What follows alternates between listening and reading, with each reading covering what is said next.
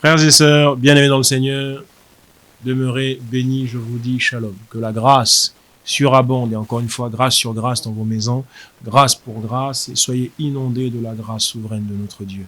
Soyez inondés de l'infinie richesse de la grâce de notre Dieu. Nous nous retrouvons pour le troisième volet, pour le troisième point, le troisième thème de notre thématique globale. Donc la thématique globale, je vous le rappelle encore, les doctrines, au pluriel, de la grâce. Ce troisième point, les doctrines, parce qu'en fait, c'est plusieurs points. Donc on en a déjà abordé deux. Le premier point était, souvenez-vous, la ténacité de la dépravation totale. Le second était l'élection inconditionnelle. Le troisième, c'est celui-ci, que nous allons aborder maintenant, c'est la logique du rachat limité, ou simplement le rachat limité. Évidemment, nous allons expliquer ce que nous entendons par le rachat limité, bien évidemment. Comme on disait, l'arminianisme gangrène l'Église d'aujourd'hui. Et à cause de l'arminianisme, ces points des doctrines de la grâce sont ignorés de beaucoup de chrétiens. Et pour ceux qui les connaissent, ceux-là les méprisent ces points-là, et les voient comme étant des hérésies, les voient comme étant une apostasie, une déviation de la saine doctrine. Tandis que c'est ce que Paul a prêché, c'est ce que Pierre a prêché, c'est ce que Jean a prêché, c'est ce que Jacques a prêché, c'est ce que tous ont prêché. Et ils nous disent de ne pas nous écarter de ce que eux ont prêché, les apôtres et les prophètes. Et je vous le dis maintenant, c'est ce que les prophètes de l'Ancien Testament ont prêché. Parce que le fondement est le même. Ce que les prophètes ont enseigné ne diffère pas de ce que les apôtres ont enseigné. C'est le même fondement. Et sur ce fondement-là, nous avions déjà parlé de ça une fois, cette fois-ci c'était du haut de la chair, où je disais la prophétie du matin et la prophétie du soir. C'est ça la parole de Dieu. La prophétie du matin étant l'enseignement des prophètes, la prophétie du soir étant l'enseignement des apôtres. Et les deux vont ensemble.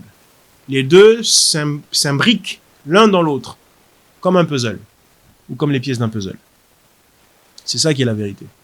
Et donc, dans ce troisième volet, qui est le rachat limité, par rachat limité, on doit comprendre que Dieu ne sauve pas tout le monde. Ça coule de source, au vu de ce qu'on a déjà abordé dans les deux premiers points, dans les deux premiers thèmes. Ça coule de source.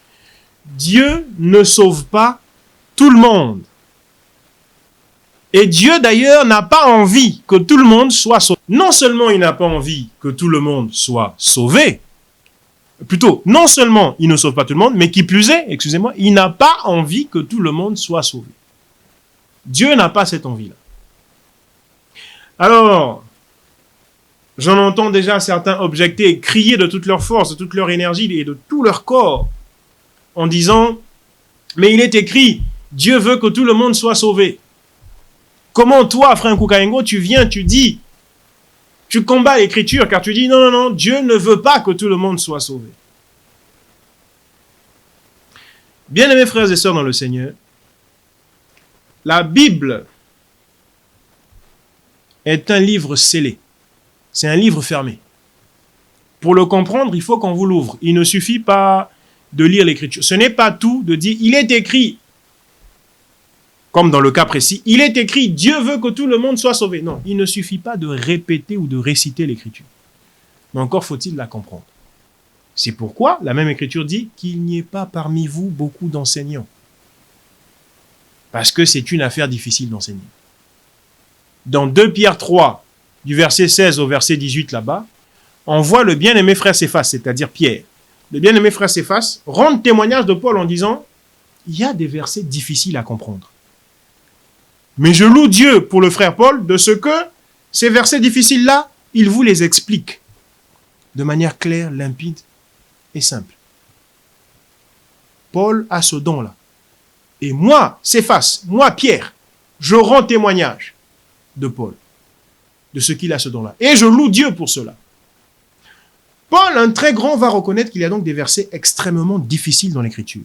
Et il va d'ailleurs préciser qu'à côté de ça, beaucoup tordent le sens de ces versets-là. Beaucoup tordent le sens de ces écritures-là. Ne les ayant pas compris, ils en tordent le sens, croyant avoir compris. Ils se contentent de réciter, tels des perroquets, il est écrit, il est écrit. Or, souvenez-vous que quand le diable est venu tenter le Seigneur au désert, le diable n'a pas dit, moi le diable, je te dis, ou moi le diable, j'ai écrit quelque part dans un coin. Non, le diable a dit au Seigneur, il est écrit. Le diable a pris l'écriture, il n'a pas pris autre chose. Donc aujourd'hui aussi, cette écriture-là, les arminiens vont nous l'apprendre. Et ne l'ayant pas compris, vont l'expliquer autrement que la pensée qui est dégagée là-dedans. Bref, dans le « Dieu veut que tout le monde soit sauvé », l'expression « tout le monde » ne doit pas être comprise comme on pourrait l'entendre a priori, comme on pourrait l'entendre de prime abord, c'est-à-dire tout le monde au sens de le monde entier ou tous les humains. Non. Le monde ici, dans l'expression « Dieu veut que tout le monde soit sauvé », donc dans l'expression « tout le monde », ici, là, dans ce verset-là, ne signifie pas tous les humains, contrairement à ce qu'on peut penser. Et le monde, d'ailleurs, ne désigne pas systématiquement que les humains, du point de vue biblique. Parce que la même Bible dit, Dieu n'aime pas le monde. Dieu haït du verbe haïr, pour ne pas dire Dieu est. Les gens vont penser que c'est EST. Dieu est du verbe haïr, le monde. Dieu, je vais faire exprès de prononcer ça comme ça, Dieu haït le monde. Et il dit, vous qui êtes de lui, n'aimez pas non plus le monde.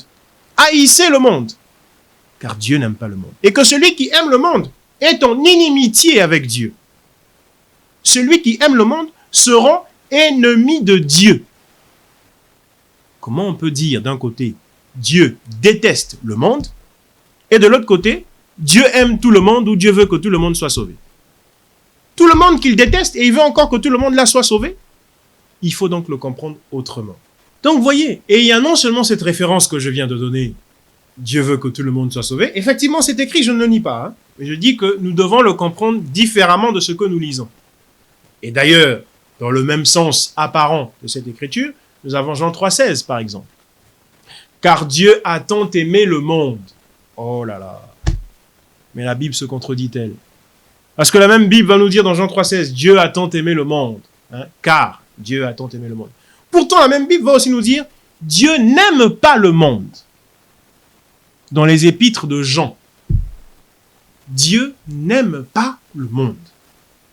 Et la même Bible dit, Dieu a tant aimé le monde. Donc le monde ici, il ne faut pas toujours le comprendre de la même manière. Bref, donc revenons sur l'expression Dieu veut que tout le monde soit sauvé. Dans cette expression-là, excusez-moi, tout le monde ici, il faut le comprendre par un tout exclusif. En grammaire, on pourrait appeler ça un tout exclusif, c'est-à-dire un tout qui écarte certaines choses, qui ne prend pas en compte certaines choses. Parce que, en matière de grammaire, le mot tout, il y a ce qu'on appelle, si je puis dire, deux tout. Il y a ce qu'on appelle un tout inclusif et il y a ce qu'on appelle un tout exclusif. Pour comprendre un petit peu ça dans les pays où on parle beaucoup de dictature, dans les pays où on parle beaucoup de changement de régime, il faut qu'il y ait un changement de régime, etc. On parle beaucoup de dialogue en général.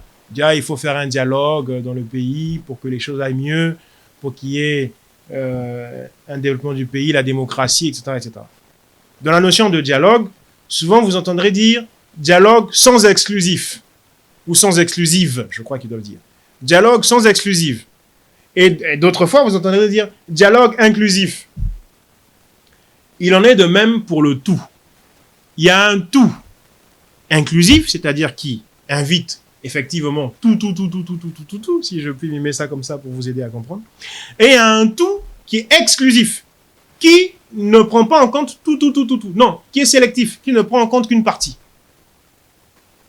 C'est ce qu'on appelle un tout exclusif. Il ne prend en compte qu'une partie. Il est très sélectif. Il écarte d'autres. Pourtant, il s'appelle aussi tout. Comme le tout qui est inclusif, qui lui prend en compte tout, qui n'écarte rien, qui n'est pas sélectif. On va prendre, j'ai pris tout à l'heure dans le naturel l'exemple des pays où il y a la dictature, où on parle de dialogue sans exclusive, dialogue inclusif. Donc d'autres qui disent, oui, mais dans le dialogue, il faut inviter tout le monde, il faut que ce soit sans exclusive. Tous les opposants doivent être là. Puis d'autres qui disent, non, le dialogue sera inclusif, il n'y aura pas tous les opposants. Bref, j'ai pris ça, mais peut-être que comme beaucoup ne sont pas des analystes politiques, ni même des observateurs politiques, on va dire, donc beaucoup ne comprendront pas du tout ce que j'ai dit. Alors, pour vous aider à mieux comprendre, on va prendre des exemples dans les Écritures. Comme ça fera plus plaisir à certains. On va prendre des exemples dans les Écritures. Voyez-vous, bien-aimés, dans Joël 2, Joël chapitre 2, au verset 28, il est dit « Dans les derniers jours, je répandrai de mon esprit sur toute chair. Vos fils et vos filles prophétiseront. Hein, etc., etc. » Joël 2, 28. Retenez ici, dans Joël 2, 28, par rapport à l'exemple que je vais vous montrer maintenant, retenez « Je répandrai de mon esprit sur toute chair. » Retenez ça. Dans Actes, je crois que c'est au chapitre 2 ou chapitre 4, je ne sais plus précisément, mais enfin, c'est dans le livre des Actes, où il est mentionné cet événement où notre bien-aimé frère Céphas parle après l'effusion du Saint-Esprit. Il parle à la foule en disant, mais ces gens que vous voyez là ne sont pas sous. Vous pensez qu'ils sont sous. Non, non, non, non, non. Il n'y a encore que 9 heures du matin. À 9 heures, on n'est pas déjà sous. Mais ils sont dans cet état à cause de ce qu'a prophétisé le prophète Joël. Dans les derniers jours, je répandrai de mon esprit sur toute chair. Donc, ils ont reçu l'esprit en eux, et c'est pourquoi ils parlent dans toutes les langues. Voyez-vous? Donc, Céphas dit ici que la prophétie de Joël s'est accomplie. Or, Joël avait dit sur toute chair. Est-ce que ce jour-là, où Céphas prétend et affirme, et vous croyez à cela, vous croyez que Céphas a eu raison de dire que la prophétie de Joël s'est accomplie, mais en revanche, il y a quelque chose qui vous a échappé. C'est que ce jour-là, vous savez, les poulets, les poules, les coqs, les ânes, les chameaux, les vaches, les cabris, les chèvres et compagnie, les veaux, ce sont des chairs aussi. Hein. Toute chair, ça, ce sont des chairs. Est-ce que ce jour-là, l'esprit est entré dans les vaches, dans les taureaux, dans les porcs et compagnie, dans les corbeaux et tout ça, dans les aigles, dans les serpents? Non. Dans les agneaux? Non. L'esprit n'est pas entré dans ces chairs-là. Vous allez me dire, oh, mais enfin, frère Koukaïngo, mais tu fais exprès ou quoi? Quand il dit toute chair, il est évident qu'il ne faut pas compter les animaux. Ah, mais pourtant c'est tout. Mais vous ne voulez pas qu'on compte les animaux. C'est donc un tout qui est exclusif, qui ne prend pas en compte certaines choses. Et en plus de ça, vous allez me dire, ah, ça parlait des humains. D'accord. Prenons maintenant que les humains. Mettons de côté les animaux, qui sont aussi des chairs, hein, mais mettons-les de côté. Est-ce que ce jour-là, l'Esprit est descendu sur tout Israël, sur tous les enfants d'Israël, sur tous les fils et toutes les filles d'Israël? Non. L'Esprit est descendu sur les 120 qui étaient dans la chambre haute. Les 120 personnes. Pas sur tout Israël. Pourtant, Joël a dit sur toute chair. Vous dites chair, là, il ne faut pas compter les animaux. D'accord. Alors, il faut compter les humains. Ok. Toute chair, on compte les humains. Mais les enfants d'Israël ne sont-ils pas des humains? Les Iroquois, les Apaches, les Sioux, les Mohicans, en terre dite d'Amérique, ne sont-ils pas des humains? Mais est-ce que ce jour-là, ils ont reçu l'Esprit? Les Congos, les Soniké, les Malinké, les Yoruba, ne sont-ils pas des humains? Est-ce que ce jour-là, ils ont reçu l'Esprit? Non, ils n'ont pas reçu l'Esprit. Pourtant, on voit ici toute chair. Bref, donc ce tout-là, je vous montre ici que c'est un tout qu'il ne faut pas comprendre dans le tout. C'est un tout exclusif. Un autre exemple de tout exclusif. Un autre exemple. Au début de la lettre, du témoignage de Matthieu à l'Évangile, on va voir Matthieu nous expliquer que, donc dans le livre de Matthieu, pour parler ainsi, Matthieu nous expliquait que un ordre avait été donné sur toute la surface de la terre. César avait donné l'ordre qu'il y ait un recensement sur toute la surface de la terre. Sur toute la surface de la terre. Mais encore une fois, est-ce que vous pensez que chez les Babongo là-bas, en Afrique centrale, ceux qu'on appelle péjorativement les pygmées, il y a eu le recensement de César là-bas? Vous pensez que chez les Sioux, les Apaches, les Mohicans, les pieds plats, les Iroquois et compagnie, il y a eu le recensement là-bas? Chez les Japonais, les Chinois, il y a eu le recensement là-bas? Non, il n'y a pas eu le recensement de César. Pourtant, l'Écriture dit, sur toute la face de la terre, il y a eu le recensement. L'Écriture ment-elle? Elle ne ment pas. Mais elle emploie un tout qui est exclusif, qui n'est pas inclusif. Donc, pour faire court et revenir à notre sujet de départ, la logique limitée du rachat, Dieu veut que tout le monde soit sauvé, chers frères et sœurs. C'est pas tout le monde au sens inclusif, non, c'est au sens exclusif. Ça ne concerne ici que les élus. Tout comme il y a eu un recensement sur toute la face de la terre, ça ne concernait que ceux qui étaient de l'Empire romain.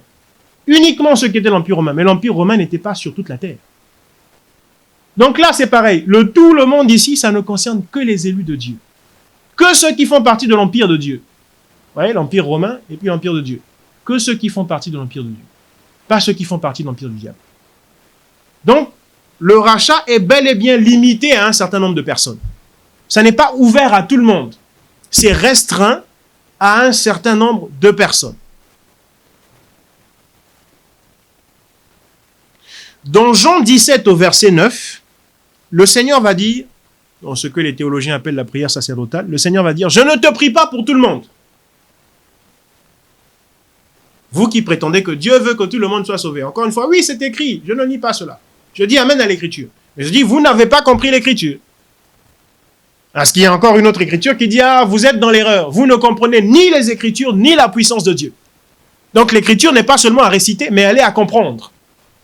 Parce que le Seigneur n'a pas dit, vous ne récitez pas les Écritures. Non, il dit, vous ne comprenez ni les Écritures, ni la puissance de Dieu.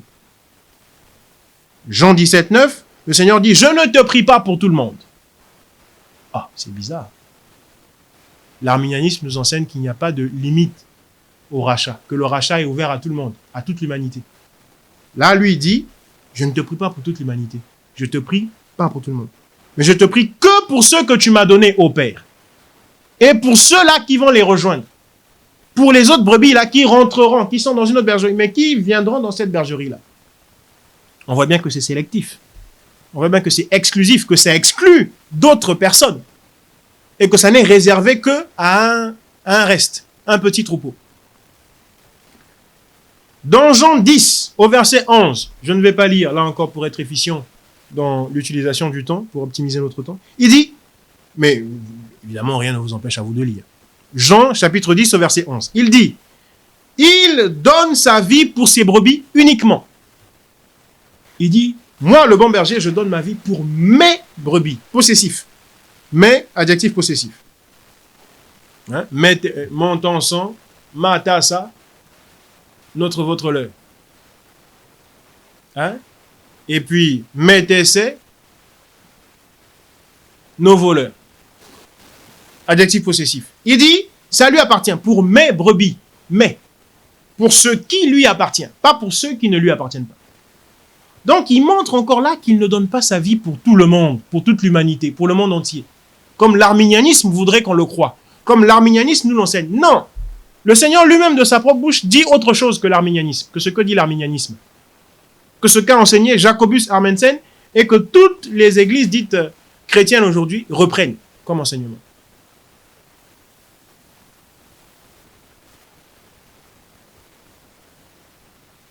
Dans Matthieu chapitre 13,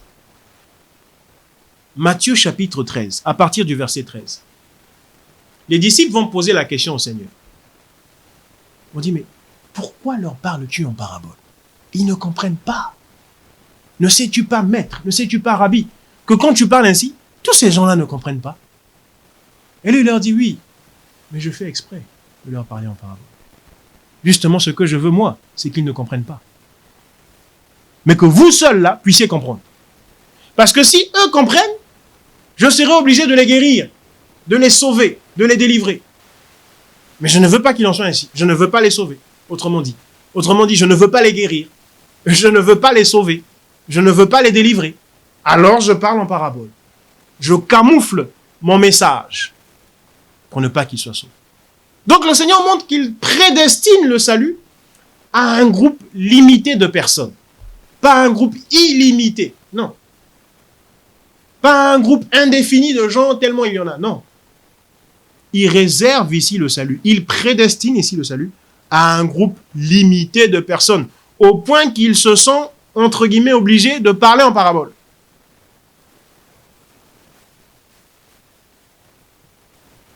Quand on va dans l'ombre là-bas, dans Exode chapitre 12, qu'est-ce qu'on y voit dans Exode chapitre 12? À propos de l'agneau pascal.